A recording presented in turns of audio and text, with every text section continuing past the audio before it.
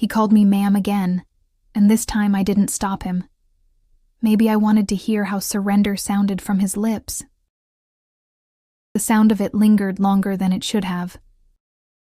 Ma'am. It wasn't the word itself. I've heard it countless times from students, colleagues, strangers. But from him, it felt like a touch. Slow, deliberate, too aware of the silence that followed. We were alone in my office. The lamp threw a halo of gold across the papers between us, highlighting the red marks of correction like wounds. The rest of the room was in shadow. The bookshelves, the rain-streaked window, the clock ticking past propriety. He should have left 20 minutes ago. I should have told him to. Instead, I let him explain his essay.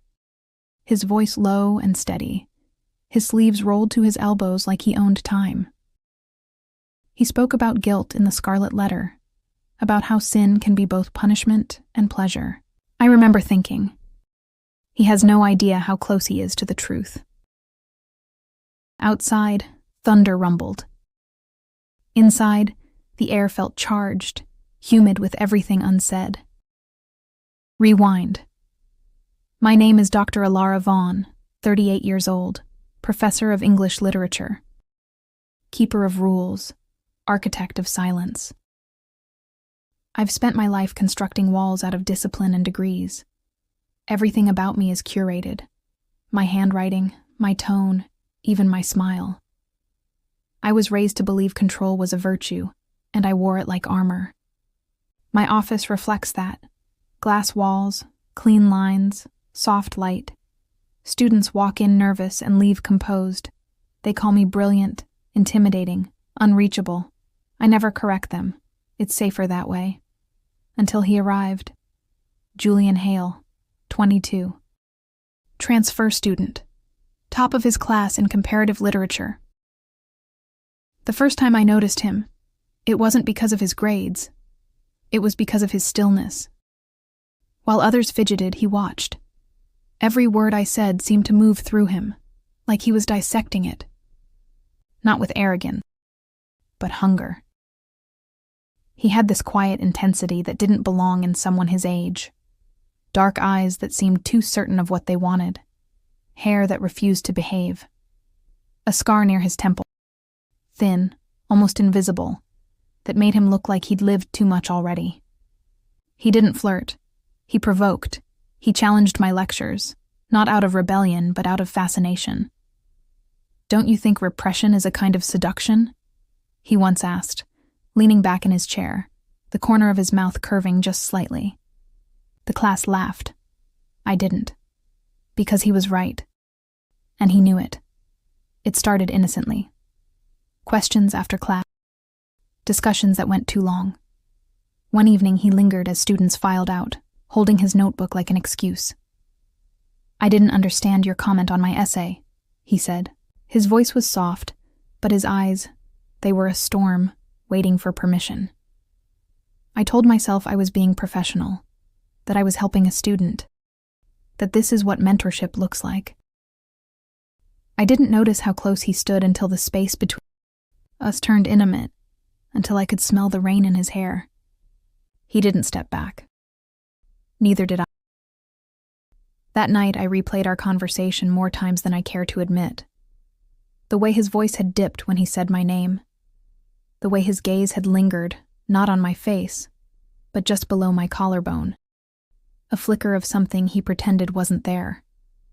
I told myself it was imagination, projection, a harmless crush. But I'd been alive long enough to know what interest feels like, and what it does to the body. The next morning, I arrived early, earlier than usual. My reflection in the glass door of the faculty building startled me. Polished, pristine, perfect. Yet something in the eyes off, restless. I straightened my blazer, told myself to forget it. Then I found a note under my door. You were right. Guilt can be seductive. No signature. But his handwriting was unmistakable. The The weeks that followed became a slow burn of restraint. He'd catch my gaze during lectures. I'd pretend not to notice. He'd volunteer answers no one asked for. I'd cut him short, too sharply. And yet, I'd still find his essays waiting on my desk long before the deadline, annotated with thoughts too perceptive, too personal. He was studying me as much as the literature. Sometimes, when the class ended and the room emptied, I'd catch the faint scent of his cologne, cedar and lingering longer than it should have. I hated how much I noticed. It was a Thursday when the line first blurred. We were the last two in the building. The storm outside had drowned the world in sound. I was grading papers. He appeared at the door. "You're still here," I said. "So are you," he replied, stepping in. His shirt was half soaked, his hair curling at the edges. He smiled, that quiet, knowing kind of smile that wasn't a question anymore. "I thought you might need help sorting essays," he said, setting his bag down. He didn't wait for permission. Just started stacking papers, methodically, efficiently. I watched the veins in his forearms, the steadiness in his movement, the way he filled the silence without breaking it. I should have stopped. Should have told him this wasn't appropriate. Instead, I asked, "Why are you really here, Julian?" He looked up, met my eyes without hesitation. "You tell me, Dr. Vaughn." My heart stuttered, once, hard. We didn't move. The thunder rolled closer. The light flickered. The air between us shifted, a current, electric and invisible. Then he said, "Ma'am," softly, like a confession, like a dare. Something in me fractured, not visibly, but inside, deep where rules can't reach. I turned away, pretending to collect papers, but my hands trembled. I could feel his gaze on me, tracing the neckline of my blouse, the curve of my throat. For the first time in years, I felt seen. Not as a professor, not as a woman of control, but as a body capable of being wanted. It terrified me. When he finally left, the silence he left behind felt alive. I stood by the window and watched him cross the courtyard, the rain slicing across his figure, his jacket pulled over his head. He didn't look back. But that night, I poured myself a glass of wine and stared at my reflection in the dark mirror of my apartment. My lipstick, my hair, my pulse still unsteady. I thought about the word, "ma'am," how it had sounded like reverence and rebellion at once. How, for the briefest moment, I hadn't been his professor. I'd been the woman he wanted, and I'd wanted to be.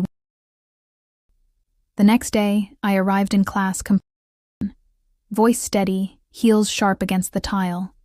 He was already seated, pretending to. When I met, nothing was, but everything was known. He answered. His tone carried that same unspoken word. The rest of the lecture, my mouth moved, my mind didn't. Every metaphor I taught about forbidden, love, every line about guilt and temptation, they all sounded like confessions. When class ended, he lingered again. I didn't ask why. He stood by the desk, waiting, eyes dark, "Good night, Dr. Vaughn," he said. And then, just before leaving, a pause. Sleep well. And yet, it was everything. That night, I didn't sleep. I kept replaying the flicker of his smile, the weight of that, the storm that seemed to echo inside me long after it had passed. I knew I was crossing something invisible. Not yet, but the space just before it, where curiosity tastes like danger and restraint becomes a kind of desire. I told myself it would end here, that I'd reassert control, create distance, build walls again. But deep down I already knew he'd stay after class again. I wouldn't. He started leaving coffee on my desk. Black, no sugar, the way I take it. I never told him. At first, I thought it was coincidence. A polite gesture, the kind students make when they want to impress. But the cup appeared every morning before my first lecture. Perfectly timed, still warm. No note, no signature. Just the faint scent of cedar and smoke that had already begun to haunt me. I told myself I wouldn't touch it. That accepting it would mean something. By the third day, I was drinking it before I realized my hand had even reached for it. That's how it began. Not with a confession, but with a ritual. Weeks passed in the rhythm of denial. I kept my distance outwardly. Grades were submitted on time. Conversations stayed professional. But under the surface, everything shifted. I could feel his presence before he entered a room. That quiet tension that filled the space between awareness and anticipation. My colleagues didn't notice, but I did. Every time his name appeared on attendance sheets, my pulse marked it like a secret. He had learned restraint. Or maybe he was teaching it to me. One afternoon, I found him in the faculty library. The sky outside had dimmed into storm gray. He was seated by the window reading. A worn copy of Anna Karenina lay open in his hand. He didn't look up until I was close enough to see the reflection of the page in his eyes. "Dr. Vaughn," he said, standing slightly. "I didn't expect—" "Neither did I cut in. My voice was too even, too calm. He smiled. Not his usual smirk, but something softer, like amusement wrapped in awareness. "You shouldn't be here this late," I said. "Neither should you." It was the same line from that night in my office. The repetition wasn't lost on either of us. He closed the book and set it down, leaning back in his chair. "You said once that literature is about control," he said. I did.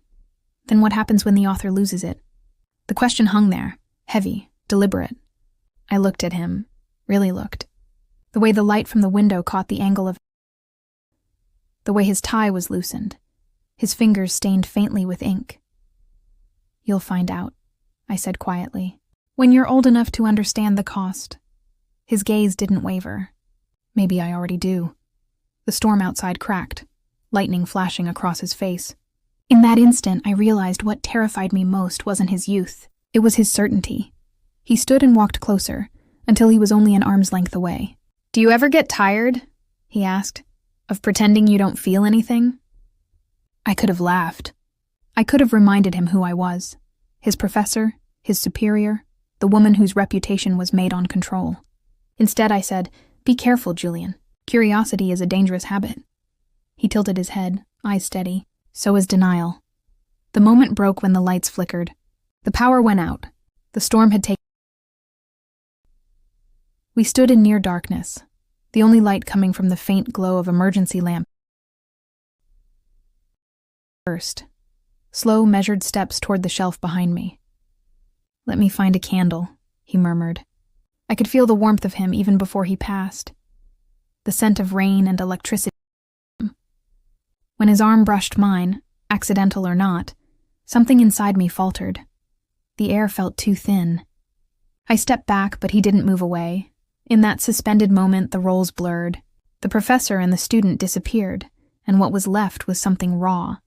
Two people who'd stopped pretending not to notice. Then, mercifully, the lights returned. The spell broke. I exhaled, quietly, sharply, and gathered my composure like armor. "This is inappropriate," I said. "Stop me." After that night,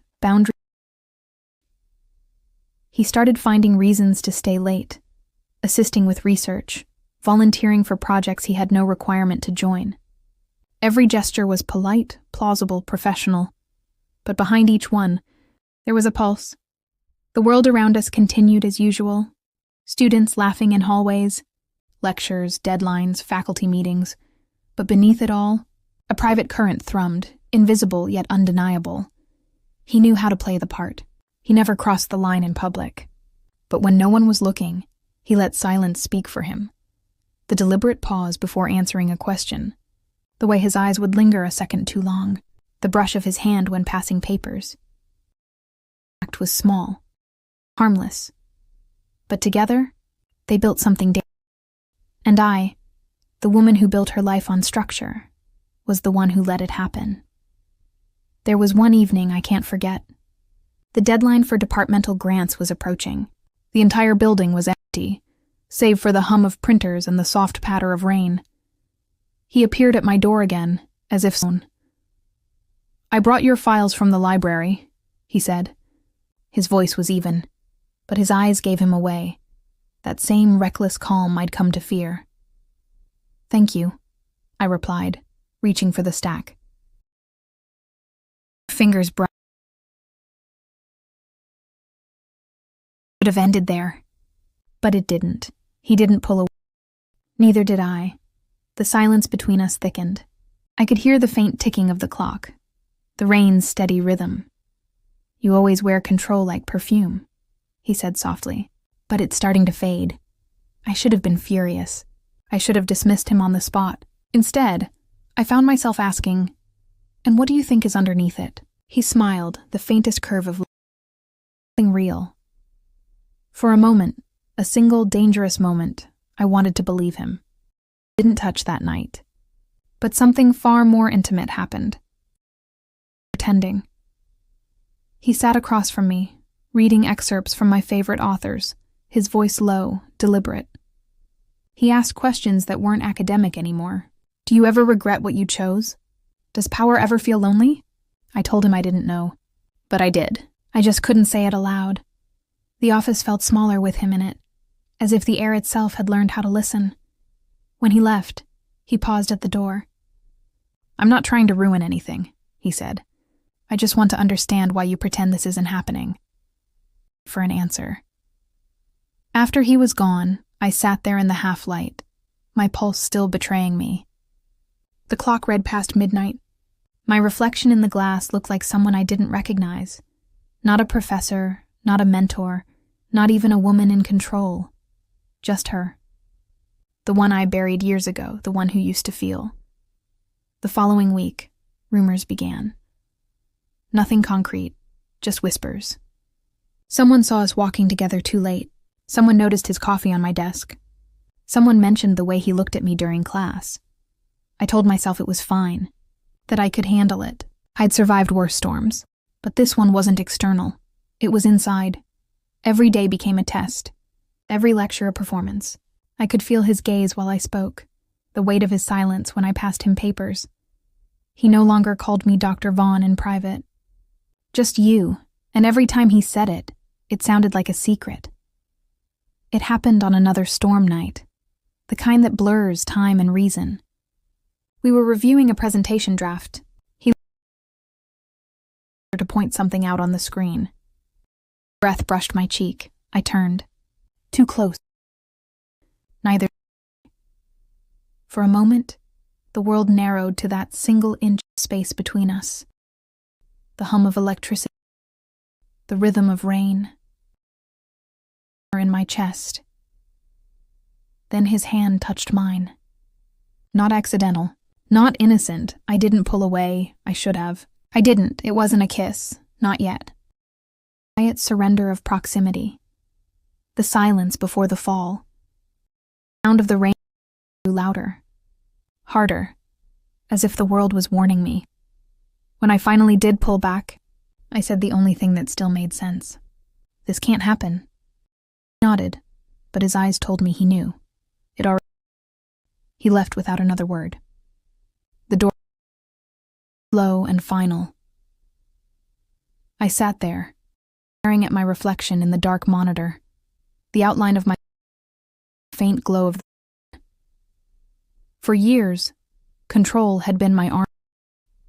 Now it felt like glass, beautiful, brittle, already cracking. The storm outside began to quiet. The thunder retreated into distance, but inside me, something had already broken loose. There would be no one. That night, I wrote his name on a piece of paper and tore it in half. But in my dreams, he said it again, "Ma'am." And I didn't stop. Morning arrives without color. The campus lies under a film of mist, soundless except for the dull hum of streetlights that refuse to die with the dawn. I unlock my office out of habit. Inside, the air feels stale, the scent of paper and coffee long gone. The walls that once made me feel secure now seem to listen. Every sound echoes. The clock ticks louder than it should. I move slowly, as if noise itself might accuse me. For weeks, I've been waiting for this quiet, imagining that once it came, I'd feel free. Instead, the silence feels like punishment. Rumors spread the way ink bleeds through paper, slow at first, then unstoppable. A colleague lingers at my doorway, pretending to ask about course schedules, but really asking something else. "Everything all right, Alara? You look tired." I smile. Midterm season, the lie rolls off easily. I've had practice. But fatigue isn't the problem. It's the awareness that every look might mean they know. Students whisper when I enter. Laughter stops too quickly. I imagine my name threaded through sentences that end with speculation. Maybe none of it is real, but guilt invents its own audience. Julian keeps to the back of the classroom now. He doesn't speak unless called upon, and when he does, his answers are clipped, factual, stripped of the warmth that once unnerved me. I tell myself it's better this way, yet sometimes when I turn to write on the board, I feel his steady, unreadable. The power I once held has reversed. I'm the one who flinches. After class, he waits near the door. "Are you all right?" he asks. The question is too simple, too dangerous. "I'm fine," I answer, even though we both know the word has lost meaning. He nods, leaves, and the closing door sounds like a verdict. By late, the dean requests a brief conversation. The email. Every word weighed like a stone. Inside his office, sunlight falls in clean lines across the desk. He talks about professional image and student boundaries. No accusation, just caution wrapped in concern. I nod at all the right moments. When he finally stops, I say, "Thank you for the reminder." It feels worst, because it is. Walking back through the hallway, I realize that fear has a physical shape. It's the hollow between one heartbeat and the next, the space where truth waits to be spoken and never is. The storm begins at dusk. Rain hits the windows like static. Thunder shakes the ceiling lights. The building is nearly empty when I hear a knock. Julian stands there, soaked, hair plastered to his forehead. His eyes look older than they should. "You shouldn't be here," I say. "You either." He steps inside, closes the door. The air feels charged, like the moment before lightning touches ground. "I heard you're leaving," he says. "Rumors travel faster than wind," I reply. "Are they true?" "Yes," he nods slowly. "Because of me?" The question sits between us, alive. "No," I say. He moves closer, not reckless, just searching for something to hold on to. "I thought you were the strongest person I'd ever met." "I'm not," I tell him. "I just hide better than most." We stand in silence while rain hammers the glass.